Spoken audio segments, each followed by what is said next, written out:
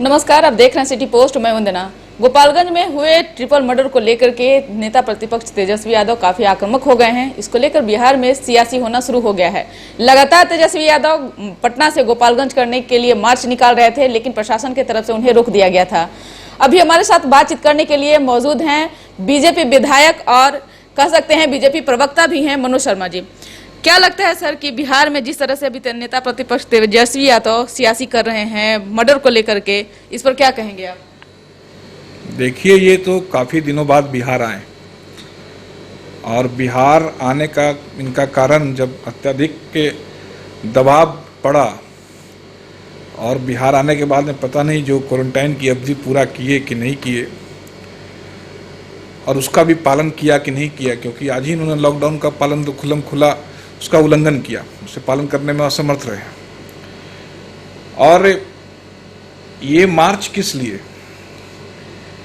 बिहार में तो कई घटनाएं हुई हैं। क्या एक नेता प्रतिपक्ष का दायित्व एक जात विशेष के प्रति किसी वर्ग का वोट समेटने के लिए या फिर संपूर्ण बिहार वासियों के लिए उसका एक नेता प्रतिपक्ष का दायित्व होता है? तो मैं समझता हूं कि ये बिल्कुल अपने दायित्वों का, एक विधायक होने का दायित्व, एक नेता प्रतिपक्ष होने का दायित्व और एक बिहार की जनता होने का दायित्व, ये सारे मुद्दों पे ये विफल रहे हैं। इन्होंने अपने दायित्वों का निर्वहन करने में बिहार की जनता ने इनको असक्षम पाया है, इसलिए बेचैनी है। लोगों का ध्यान आकृष्ट करने के लिए गैर कानूनी तरीके से और ये चर्चा में बना रहना चाहते हैं, जिसका ये भी जानते हैं और सियासत के जानकार भी चाहते हैं कि इनको काफ़ी इसका नुकसान होने जा रहा है। इसलिए ये इनका एक गैर राजनीतिक, मैं समझूंगा कि ये अपरिपक्व रवैया रहा। भले साथ में इनके राष्ट्रीय जनता दल के उसमें अध्यक्ष रहे हों या सारे विधायकों को उन्होंने लॉकडाउन तोड़ने के लिए बाध्य किया हो, ये संसदीय परंपरा में जब देश एकजुट होकर कोरोना से लड़ रहा है, लोग चौथे लॉकडाउन के नियमों का पालन कर रहे हैं और ये रवैया अपनाना किसी भी संसदीय व्यक्तित्व के लिए सही नहीं। क्या लगता है सर कि जिस तरह से वो दबाव बना रहे हैं नीतीश सरकार पे इस मर्डर के बाद, तो क्या कार्रवाई पूरी तरीके से की जाएगी? देखिए, दबाव बनाने की बात नहीं है, ये तो एक निरर्थक प्रयास कर रहे हैं। आप पहले भी जानती हैं कि सरकार काफी निष्पक्ष भाव से कानून का निर्वहन करती है और जो दोषी लोग होते हैं, अब आरजेडी के पार्टी के कई विधायक के कई संगीन मामलों में फरार चल रहे हैं। मैं नाम नहीं लूँगा, लेकिन क्या नेता प्रतिपक्ष ने अपने विधायक को गिरफ्तार करवाने के लिए या उन्हें सरेंडर करवाने के लिए कोई वक्तव्य दिया? तो ये किस मुंह से ये बात करते हैं? और सरकार की जहाँ तक बात है, आपने देखा होगा कि सरकार कानून का पालन हो, इसके लिए वो हर उचित कदम उठाती है।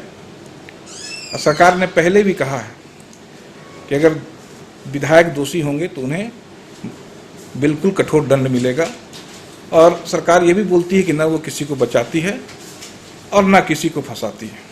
तो तेजस्वी यादव कह रहे हैं कि जिस तरह से कहते थे कि 15 साल पीछे का जो ये देख रहे हैं, तो पहले के अपेक्षा अब के भी जो एनडीए की सरकार है, तो ये भी जंगल राज है, जो जंगल राज से हमेशा से राजद को लोग करता रहा।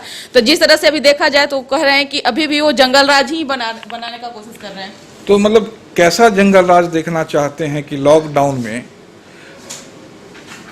200 गाड़ियों के काफिले के साथ वो पटना से निकलना चाहते हैं? तो वो भी तो आरोप लगा रहे हैं कि वो जेडीयू के जो विधायक थे वो भी मोटरसाइकिल से रैली कर रहे थे लॉकडाउन में ही।